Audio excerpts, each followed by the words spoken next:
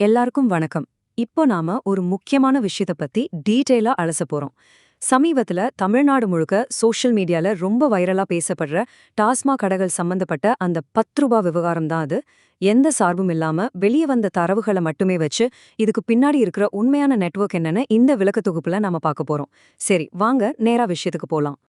இப்போ கடந்த சில நாட்களா ஃபேஸ்புக், ட்விட்டர் இல்ல இன்ஸ்டாகிராம் இப்படி எதை திறந்தாலும் எல்லார் மனசுலயும் ஓடுற ஒரே கேள்வி இதுதான். அதாவது அரசாங்கம் நிர்ணயிச்ச விலையை விட ஒரு பாட்டிலுக்கு ஏன் எக்ஸ்ட்ராவா ரூபாய் வசூல் பண்றாங்க?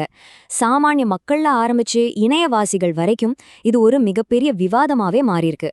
ஆனா இதுக்கு விடை தேடி போகும்போது தான் நிறைய சுவாரஸ்யமான, சொல்லப்போனா கொஞ்சம் ஷாக்கிங்கான சில கணக்குகள் நமக்கு தெரிய வருது. இந்த கூடுதல் கட்டணத்தை பத்தி கேள்வி எழுப்புனப்போ டாஸ்மாக் ஊழியர்கள் தரப்புல இருந்து ஒரு விஷயம் வெளியாச்சு. அது ஒரு விரிவான தினசரி செலவு பட்டியல். இது இப்போ ஒரு மனுவாவே மாறி ஆன்லைன்ல பயங்கரமா ஷேர் ஆகிட்டு இருக்கு. அதாவது பொதுமக்கள் கிட்ட ஏன் இந்த எக்ஸ்ட்ரா காசை வாங்குறோம் அப்படிங்கறத நியாயப்படுத்துறதுக்காகவே இந்த லிஸ்ட் அவங்க ரிலீஸ் பண்ணிருக்காங்க. இது எதுவும் ஒருத்தரோட தனிப்பட்ட கருத்து கிடையாதுங்க. அங்க வேலை செய்யறவங்க தினமும் ஃபேஸ் பண்ற நடைமுறை பிரச்சனைகளா இது முன்னிறுத்தப்படுது. அந்த லிஸ்ட்ல அப்படி என்னதான் இருக்குன்னு கொஞ்சம் உத்து கவனிச்சோன்னா நாம எதிர்பார்க்காத பல விஷயங்கள் உள்ள இருக்கு. ஒரு சாதாரண கடையோட ஒரு நாள் செலவு பாருங்க. காலி பாட்டில் பொறுக்கிறவங்களுக்கு ஒரு 800 ரூபாய், ஸ்டிக்கர் ஒட்டுறவங்களுக்கு ஒரு 800 ரூபான்னு இதுக்கே 1600 ரூபாய் போயிடுது. இது போக அட்டைப்பெட்டி கமிஷன் ஒரு 10%, அதாவது 2500 ரூபாய் கொடுக்கணுமா. அப்புறம் பார் வாடகை, எதிர்பாராம உடையிற பாட்டில்களுக்கு ஆகிற நஷ்டன்னு ஒரு 2000 ரூபாய். இதோட முடியல. பேங்க்ல பணம் கட்டுறது, டிராவல் செலவுக்குன்னு ஒரு 600 ரூபாய், அது போக தண்ணி, இன்டர்நெட், செக்யூரிட்டி, கிளீனிங்னு டெய்லி 1460 ரூபாய் செலவாகுதுன்னு இந்த லிஸ்ட்ல ரொம்ப தெளிவா புள்ளி விவரத்தோட சொல்லியிருக்காங்க. இப்போ இதுல ரொம்ப முக்கியமான பாயிண்ட் என்னன்னா, நான் மேல சொன்ன இந்த சின்ன சின்ன செலவுகள், அதாவது இந்த சில்லற செலவுகள் எல்லாத்தையும் ஒன்னா கூட்டி பார்த்தோம்னா ஒரு கடையில ஒரு நாளைக்கு மட்டும் உங்க கை காசு எவ்வளவு செலவாகுது தெரியுமா? சரியா 8160 ரூபாய். அரசாங்கம் கொடுக்கிற நிதியை தாண்டி தினமும் ஊழியர்கள் அவங்க பாக்கெட்ல இருந்தோ இல்ல தினசரி வசூல்ல இருந்தோ சமாளிக்க வேண்டிய தொகை இதுன்னு சொல்றாங்க. ஒவ்வொரு நாளும் சாயங்காலம் கணக்கு பார்க்கும்போது இந்த சின்ன சின்ன அமௌண்ட் எப்படி ஒரு பெரிய தொகையா உருவெடுக்குது பாருங்க. ஒரு நாளைக்கு 8000னா அது அப்படியே ஒரு மாசத்துக்கு பெருக்கி பாருங்க. ஒரே ஒரு கடைக்கு ஒரு மாசத்துல ஏற்படுற கூடுதல் செலவு மட்டும் கிட்டத்தட்ட 2,44,800 ரூபாய்.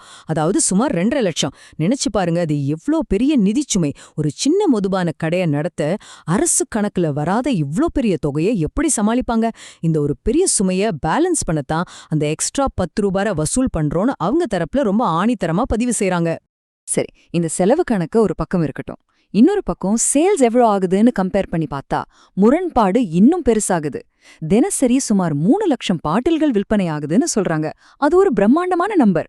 ஆனா மறுபக்கம் ஊழியர்கள் கொடுத்த அந்த லிஸ்ட் படி பார்த்தா ஓவராலா தினமும் 3,27,800 ரூபாய் செலவாகுதுன்னு குறிப்பிட்டிருக்காங்க. இவ்வளவு பெரிய விற்பனை நடக்கிற ஒரு பிசினஸ்ல இப்படி ஒரு செலவு சுமையையும் பேலன்ஸ் பண்ண வேண்டியிருக்கு அப்படிங்கிற அந்த பின்னணிய நம்ம புரிஞ்சுக்கணும். இந்த நம்பர்ஸ்க்கு நடுவுல இருக்கிற பெரிய கேப் தான் இப்போ இந்த ஒட்டுமொத்த விவாதத்தோட மையப்புள்ளியாவே இருக்கு. இதுவரைக்கும் நம்ம பார்த்தது எல்லாமே சோஷியல் மீடியால வைரலான ஊழியர்களோட கணக்கு வழக்குகளை தான். ஆனா இதுக்கப்புறம் அரசாங்கம் என்ன ஸ்டெப் எடுத்தாங்க? அதுதாங்க இங்க ஒரு பெரிய ட்விஸ்ட்.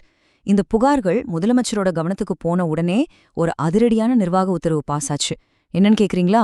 சரியா 717 டாஸ்மாக் கடைகளை உடனடியாக மூடச் சொல்லி அரசு உத்தரவு போட்டிருக்காங்க. இது சும்மா ஒரு வார்னிங்லாம் கிடையாது, ரொம்ப ஸ்ட்ராங்கான ஒரு பாலிசி முடிவு. இந்த 717 அப்படிங்கிற நம்பர் மாநிலத்தோட மதுபான விற்பனை கொள்கையில ஒரு மிகப்பெரிய மாற்றத்தை கொண்டு வரப்போகுது. சரி, இந்த உத்தரவு எப்போ இருந்து அமலுக்கு வரும்? இதுக்கான டைம்லைன் ரொம்பவே ஸ்ட்ரிக்டா இருக்குங்க. உத்தரவு ஆல்ரெடி பிறப்பிக்கப்பட்டுருச்சு. இந்த வார இறுதிக்குள்ள, அதாவது வீக்கெண்டுக்குள்ள முதற்கட்டமா நிறைய கடைகளை மூட ஆரம்பிச்சிடுவாங்க. அண்ட் மேக்சிமம் 2 வாரத்துக்குள்ள இந்த 717 கடைகளையும் முழுமையா க்ளோஸ் பண்ணி ஆகணும்னு ஒரு கடுமையான டெட்லைனையும் கவர்மெண்ட் ஃபிக்ஸ் பண்ணியிருக்காங்க. இது ஏதோ கடமைக்கு நடக்கிற ஆக்ஷன் கிடையாது. ரொம்ப ஃபாஸ்டா ஒரு ஸ்ட்ரக்சரல் சேஞ்சுக்காக எடுக்கப்பட்ட அதிரடி நடவடிக்கை அப்படிங்கிறத இந்த டைம்லைன் நமக்கு ரொம்ப தெளிவா காட்டுது. இப்போ கடைசியா நாம யோசிக்க வேண்டிய ஒரு ரொம்ப முக்கியமான கேள்வி ஒன்னு இருக்கு. ஒரு பக்கம் வைரலான அந்த ஊழியர்களோட செலவு பட்டியல், இன்னொரு பக்கம் கவர்மெண்டோட இந்த 717 கடைகள் மூடல் உத்தரவு. இந்த 2 விஷயமும் சேர்ந்து இனி வரப்போற நாட்கள்ல லோக்கல் அட்மினிஸ்ட்ரேஷனையும் ஆல்கஹால் விநியோக கட்டமைப்பையும் எந்த அளவுக்கு மாட்டப் போகுது? இதனால இந்த கூடுதல் கட்டண பிரச்சனைக்கு ஒரு நிரந்தர தீர்வு கிடைக்குமா இல்ல இதுவே வேற புது சவால்களை உருவாக்குமா?